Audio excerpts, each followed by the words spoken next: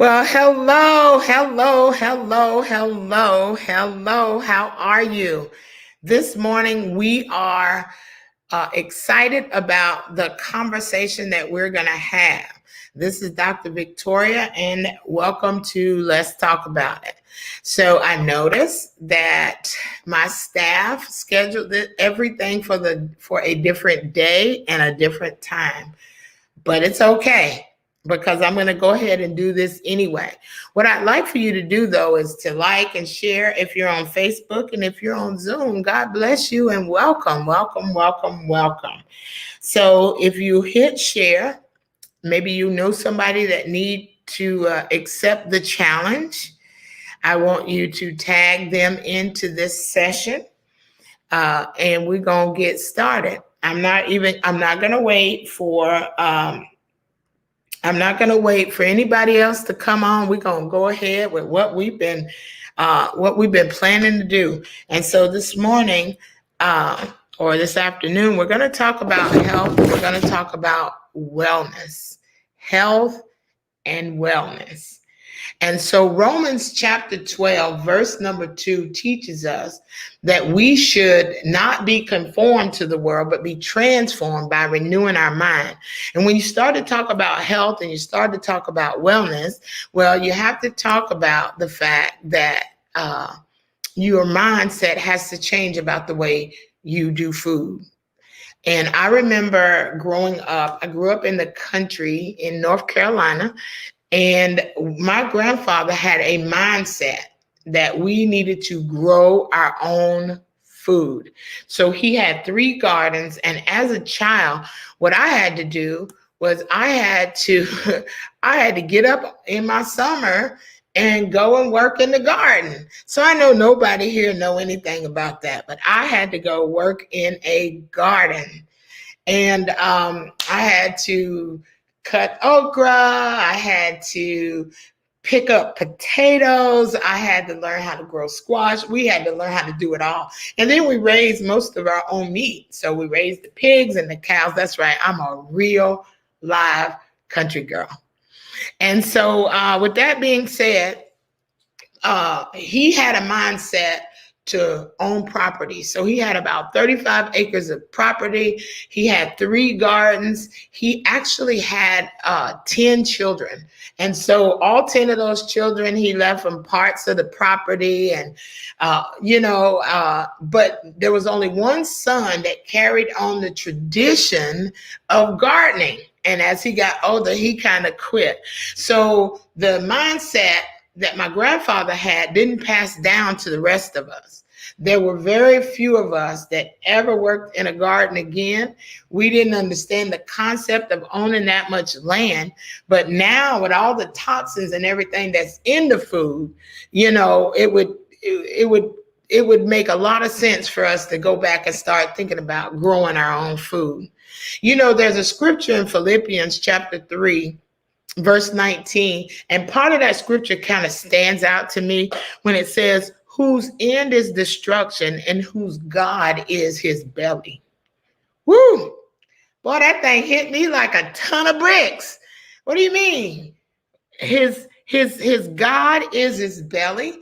So I started thinking about all the sugar addictions that most of us have, because sugar's in everything from your ketchup to your corn. Sugar is in it. So as we continue to eat these kind of things, we end up increasing our desire for sugar. So by the time we get the age that I am now, you are so addicted to sugar, you say things like, this don't taste right if it doesn't have any sugar in it. It's just amazing. And so from your pasta to your white sugar, your white flours, your corn, your potatoes, all of those things have sugar in it. Not to mention how much sugar is in Coca-Cola. Oh my goodness. And so after you eat and consume that for like 20 or 30 years of your life, you are addicted, whether if you know it or not. And so your mind has to change, because when I was growing up, we had all of those vegetables. I didn't like to eat none of them. I didn't like to eat absolutely no vegetables. And when I got older, I couldn't understand why my children didn't want to eat vegetables either. But At any rate, I passed down my bad eating habits to my children. And now I have grandchildren and they want oodles and noodles. And you think there is absolutely zero nutritional value in oodles and noodles. None. You might as well just let them eat paper or something. That's how much nutrition they're getting from oodles and noodles and the hamburgers. I remember taking a group of young people to Canada one time. And when we got to Canada, Canada has real beef. I don't know what we have in America. It's a mixture of something. And so they kept saying the McDonald's hamburgers don't taste the same. What do you mean it don't taste the same? It's real beef. They were not used to eating real beef. They didn't even know what real beef tastes like. And so that raises such a serious issue in our community, especially in the African American community, where health and nutrition is not viewed as very important. And a lot of the deaths or premature deaths that we see in our families come as a result of poor eating habits, hypertension, diabetes, high blood pressure, glucose levels off the top of the scale, all of those type of things. And most of them are obesity related. And most of these things can change as a result of education. And I didn't think other foods taste well until I started making some lifestyle changes. And so when I started making these changes, my family laughed at me and, oh, who drinks all that water? And, all of these kind of things they thought was just really something. They didn't want to drink water. They just didn't. And me, here I am, everywhere I go, I got to buy water. I got to buy a case of water. I have to drink 4-5 bottles of water every day. And they want to know why I look so young. Water, clean water, and learning how to make some changes in my diet. Am I there? Of course not. That's why I need a challenge. That's why I need you. I need for us to get on board and look at some slight changes we can make, and then look at how we can make a difference as we evolve. And so we've got to change our mind. You cannot truly believe that a person operating in their right mind would consume food that they clearly know is killing them and refuse to exercise this temple and are always in need of healing. That's not good thinking. Health and wellness trumps healing any day. I'd rather be full of health and wellness in my mind than to have to stand in a prayer line for somebody to pray for me to be healed simply because I ate too much sugar. I know people who have sugar diabetes and will eat sugar and would test their sugar to make sure that they could eat the pie.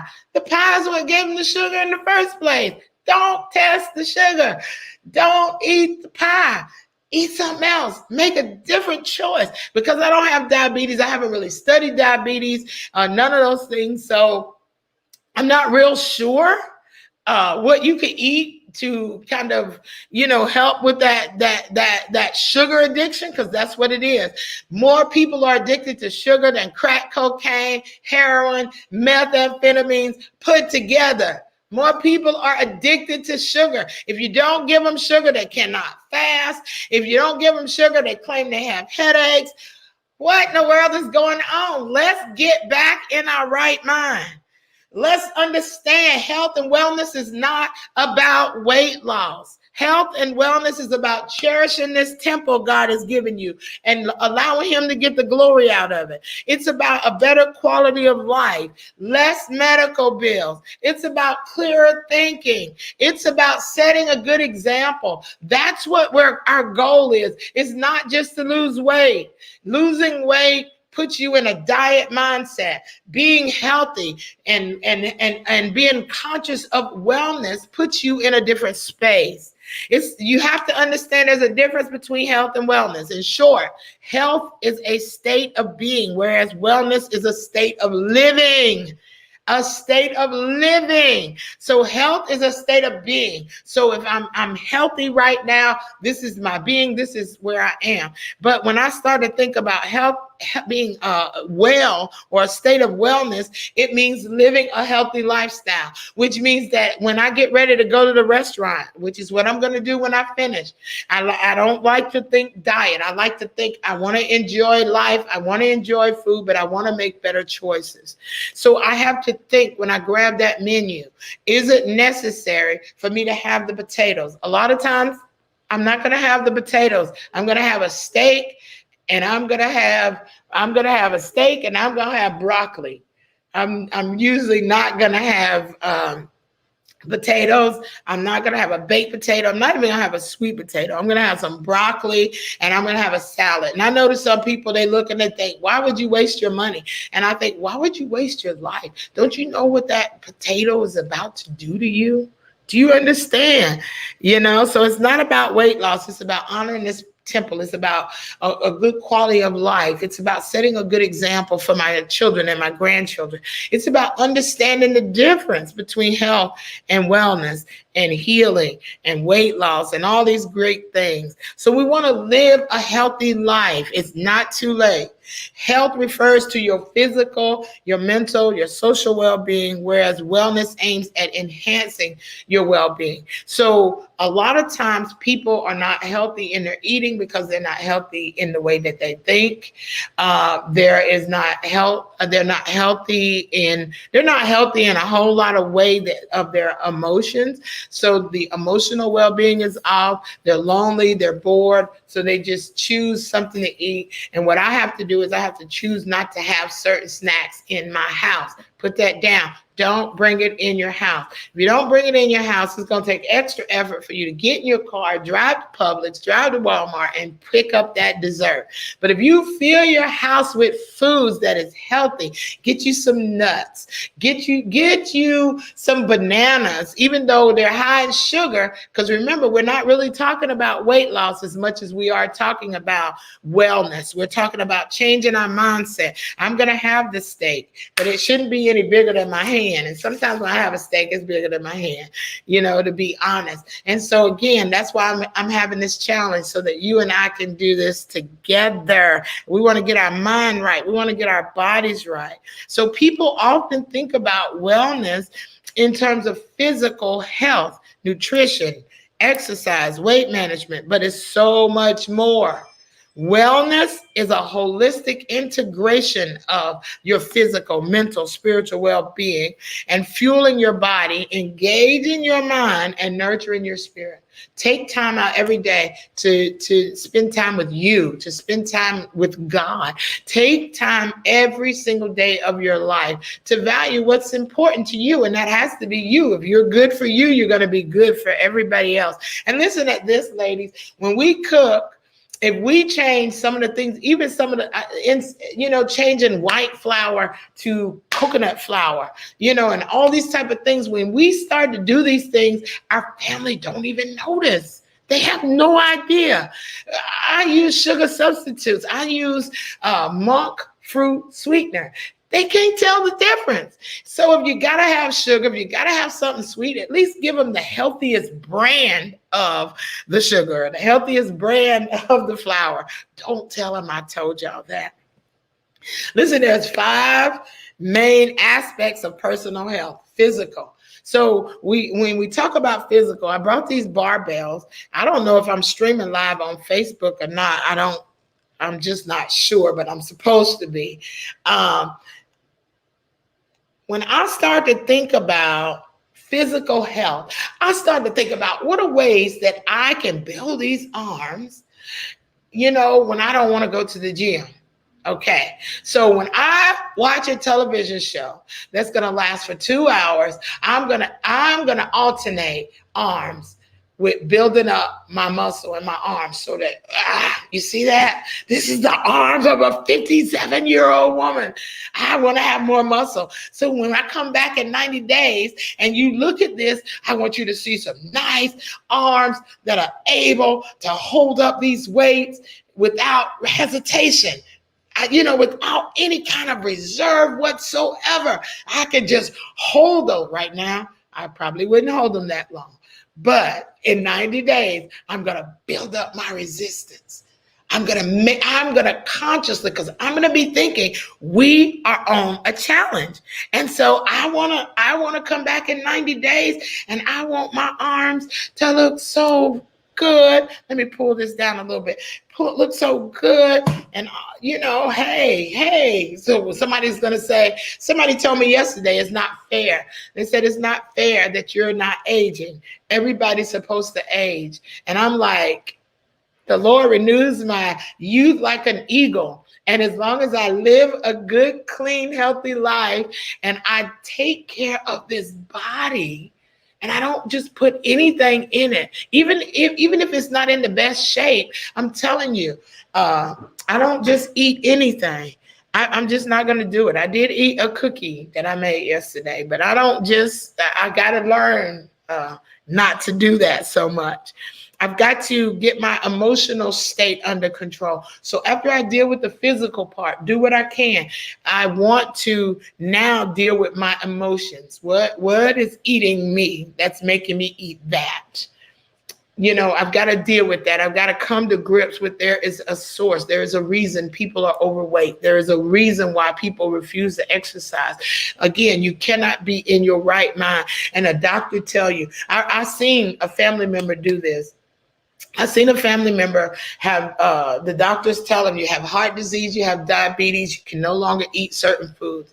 And they would just sneak and eat the food. And his wife was always getting on him about sneaking and eating that food. You're not supposed to have that. But see, as life continued on and he disobeyed the laws that govern good health, he ended up losing his leg. And when men lose parts of their body, they're not always the same person. So I saw this strong, powerful example in my family. I saw him absolutely lose any kind of interest in life because they amputated one leg. They were going to have to amputate the other leg. And then his heart wasn't working correctly. And all of this was avoidable with simple adjustments in the diet. Simple adjustments in the diet. People are dead that didn't have to be. Of course, we have to, we don't want to talk about it. We don't want to say the word, but we've got to discuss it. In order to be conscious of health and wellness, you have to think about what you're putting in your mouth, what you're putting in your body. And it can't be just because I'm talking about it right now. I'm talking to you about it now. You've got to think, when I get ready to drink the soda, if you start there, instead of drinking soda, you listen, I would buy that carbonated water to give me a fizzy feel. Yeah, I will. If I have to have a soda, it will be very, very few people who know me will ever tell you they've ever seen me drink a soda. I will order the fizzy. Sometimes I will like lemonade if I go to a restaurant, but I ask them, can you put some carbonated water in it? Just give me half, because every little adjustment matters.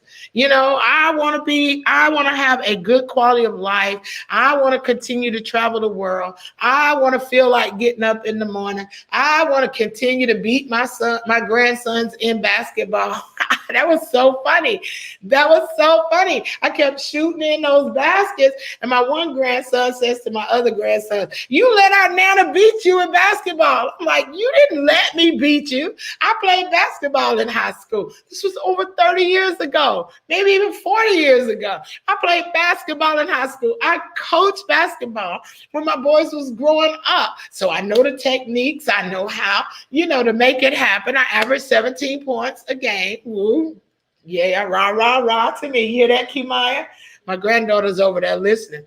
I average those points. I leverage the opportunity I could do cartwheels. I have a granddaughter. She claims she's going to be the next Simone Biles. She just flips like a little flipper all the time, all through the house. Well, I used to do that, but I was tall. She's shorter, so it's easier for her to flip in somebody's house than it would be for me. But I'm saying all that to say, we get older, we stop doing things. Now, I don't do flips now because I saw my sister try to do a cartwheel. She tried to flip on her using her arms. She had too much weight on her body. Her arms couldn't hold her up. So she just fell right on her head trying to do that. So that made me a little bit apprehensive about trying to do it. But I believe that as I build up these arms over the next 90 days, I might feel like doing a cartwheel. I might be able to take that challenge. Glory to God. So you got to think about your physical, your emotional, your social. You got to listen. I work better in a group. I've gone to Zumba for 3 or 4 years because there's a group of ladies in there. Most of them are older ladies like myself that can walk circles around me. They can do all those Zumba moves that I don't even know how to do. They can do that, and they do that on a regular basis.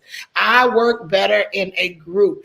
I have a gym membership. I haven't been going to the gym as much since COVID happened, but it takes a whole lot more motivation for me to go to the gym by myself. But if somebody was going with me, I'd be calling them all the time. I'd be like, come on, let's go to the gym. Well, that's what I'm going to do to some of you that's going to stand and take this 90-day challenge. I'm going to say, come on, let's do this. Let's get online. Let's do a little bit at a time. It's going to make a whole lot of difference. So my social circle matters. When I need people on board. I need people that will say, you're on this 90-day challenge. I want to get with you. I'm going to come work out with you. I'm going to come and prepare a good meal. Get your family members, get your friends involved in the challenge and see what they can contribute. The spiritual part, meaning that I need to take some time to pray. And I go to the Lord and I say, God, I'm struggling with sugar. I'm making bad food choices. I'm confessing that to you. I'm not making any excuses. I'm not saying it's because of this or that. It is my choice. I've chosen this path of my life, and I need you to give me the strength to overcome it. It's not a demon. It is a choice that I keep making. I could go to the restaurant and not choose that pie, but I keep choosing it.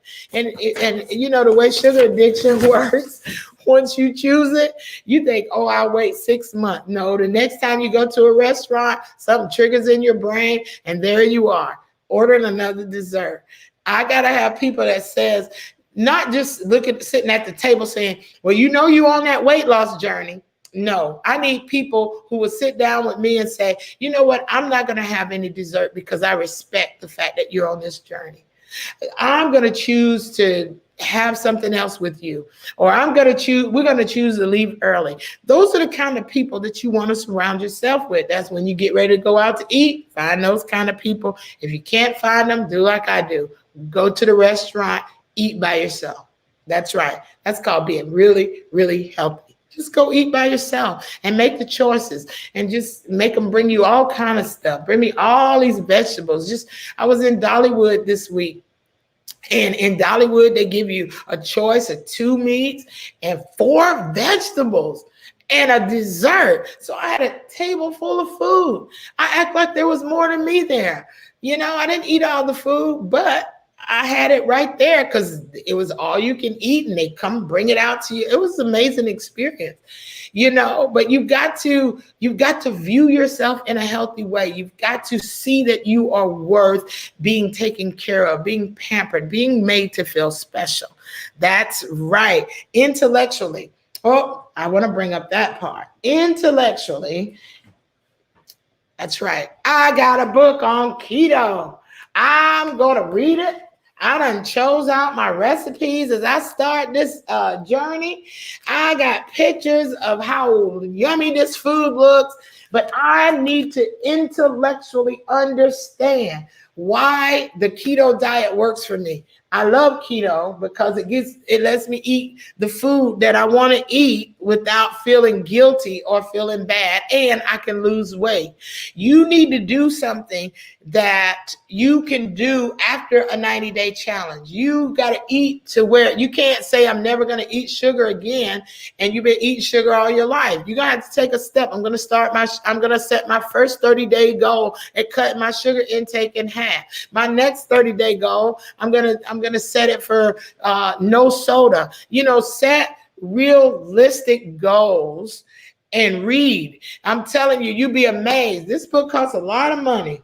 I mean, I hesitated because I didn't want to pay $15.99 for this book.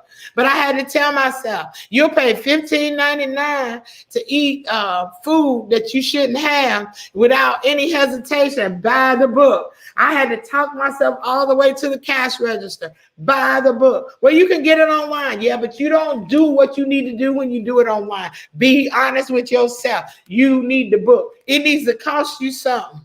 And then look at all these scrumptious dishes in here. And so if you take the challenge, we're going to talk about making some of these recipes. We're going to talk about food prep. We're going to talk about how to set Sunday or Saturday night as your day to create your meals for you and your family for the whole week, so that you can help to start setting some things in place to where you don't have to, just, what am I going to have to eat today? What are my snacks? We're going to talk about some healthy snack alternatives. And you might have some great ideas too. You might have some things that you can bring to the table. I love the keto diet. So somebody else may be doing something else. And I'm going to change it from diet to keto lifestyle, because this is something I could eat for the rest of my life. I could eat that way. So I got the physical part, which is those weights I showed you. The emotional part, deal with what's eating me. The social part is surrounding myself with a support system. The spiritual part is learning how to pray about it, give it to God, be honest with myself and be honest with him. And then the other one is the intellectual piece. Am I willing to learn something new, something different? And I am. And it is, in order to be considered well, it is imperative that none of those areas are neglected. When you neglect your health, you're just setting yourself up for an attack, really, from the enemy. And so when you see these people with these really tiny bodies, but they have this visceral fat around their organs, this is the seed, that is the seedbed for infection. That's where a lot of digestive diseases come into place. That's even a place where cancer comes, it's inflamed. It's inflamed from the types of foods that people are eating. You can't have a little tiny body and this big belly. Something is happening. And so when you think about visceral fat, which is the hardest fat to lose, it is fat surrounding your organs. It is all around your organs. They can't even go in there and cut that out. They can't suck that out. You've got to exercise. You can't even exercise it out. The doctor told me you cannot exercise visceral fat from around your organs. You must change what you are putting in your body. I ask the doctor when I go. I talk to the doctors. You can do the weight loss thing and you'll lose the weight, but that visceral fat around your organs do not move. You've got to change the way you're eating. You've got to make some decisions. And that's what I'm here to help you do. Make some decisions. Let's get better. Not just talk about it. Let's do something about it. So I asked my granddaughter, I said, well, I want you to help me and I want you to demonstrate. So Kimaya, I'm going to give you these weights, and while she's exercising, because these young people don't like to exercise, I'm telling you, I want you to do 20 of those. One, you can count on your own. So let's see if they can see you. Let's see. Yep, we can see you. Yep. So nope, all the way up and down. Up and down. Keep that arm straight. See, it's not as easy. You can't just flop it down. So, yep, take your time. Build those muscles. You're going to start to feel that burn. And when you start to feel that burn, you're burning off fat and you're turning that fat into muscle. Now, while she's doing that, what I bought, anybody who goes to my dream class, I'm big on manuals. So I have this book, and it's my meal prep book. So what I'm going to do while I'm on the 90-day challenge, I got my breakfast. Come on, just keep going. I got my breakfast, my lunch, my dinner, my snacks, all of those things that I need to stay on track. And so when I get ready to prepare my meals tomorrow for the whole week, I'm going to put it in this book, because if it is not in writing, it does not exist. Remember that. If it's not in writing, It does not exist. So you see, she already quit. My little granddaughter done gone and just left the way. She just walked right off the screen. I'm glad I wasn't paying her today. You're done? So tell me, what did you feel? What did you feel when you was doing that? Did you feel a burn? You felt pain? Was it hard? Mm-hmm. It was hard. But do you think if you did that on a regular basis, that you could do that through a whole 2-hour movie? Maybe. So I would think this is the way my mind thinks. And this is the way the part of the challenge for me is going to work. I like to watch movies. I like to watch movies on Amazon Prime. So when I'm watching a movie, if you give me one of those, give me those weights, I'm going, during the 90-day challenge, I'm going to watch that movie and I'm going to build those arms. This is making me conscious of the fact that I have a challenge. This is making me conscious of the fact that I want to build these arms. I don't want to be old with flabby arms.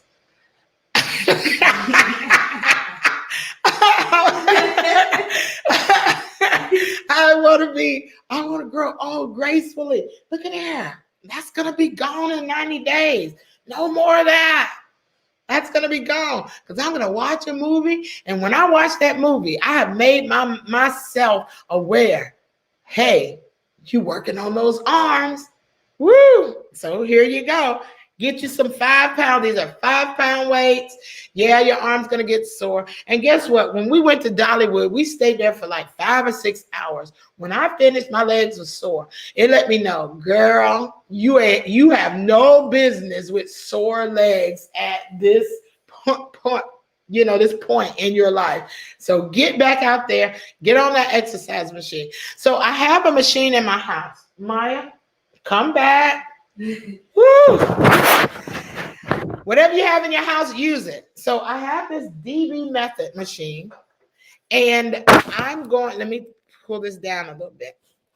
So I want you to do 20, and you can only go halfway down, and you got to pull yourself up. This is going to work your legs, and this is going to work that glute. That's going to take away all that flab back there if you stay true to it. So I got to think of a way that I can remind myself to do this every day.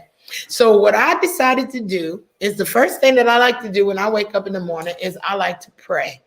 So the first 15 minutes of my prayer time, I'm going to spend it here praying and talking to the Lord. I'm going to make my confessions. I can do all things through Christ, which strengthens me. And if I can't do 15 minutes, I might start with 20. 20 is a lot. How many is that? 17. You starting to feel it? Where you feel it at? She feel it in her thighs. And so you're working that. So you'll be amazed at the consistency of using something like that and how that will begin to build muscle in your legs. I have other things. If you reach me those resistance bands, I have some other things. I'm always buying stuff. But I have resistance bands. These come with attachments. And for those of you that just want to start small, there are all kind of ways that you can use these resistance bands, but you've got to use some kind of resistance to start to burn those calories. Reach me that resistance band. And sometimes I buy resistance bands that I don't know what in the world to do with them. So I just have to make up some. So this one is one. I saw a lady on the floor put it around her legs and start to do, the leg lifts to work her back legs and her glutes, And so, whatever you got around your house, use it. I wouldn't go out, spend a whole lot of money on any exercise equipment. The reason why I have this one is because it's already something that I had already purchased. So to become conscious of my health and my wellness, I've got to set some things in place. So if you're interested in taking this challenge, listen, we're going to be meeting on Fridays. We're going to talk about meal preps, and we're going to do a little bit of these exercises. Starting somewhere helps. So that's pretty much what I wanted to talk to you about concerning health and wellness. I'm challenging you to study some more, read some more, do whatever you want to, do whatever you need to do. Oh, you got something else you want to show them? So she has these resistance bands, and we've been thinking of different ways to use them, but if I could get these young people on board, oh my gosh, we're going to have a glorious, glorious, glorious long life together. So thank you all for tuning in. Again, if you want to be, let me see if I can put this on the screen. Let's see. All right, there's my email address for those of you on Facebook, if you can see me. Actually, I think I forgot to stream it on all my Facebook pages. That's what the problem is. But anyway, those of you who can see it, I'll share it. People can see it later on. There's my email address and there's a phone number. Email me or go to Eventbrite, look up my name, and get in on the challenge. All right, until next time, let's talk about health, let's talk about wellness, and let's get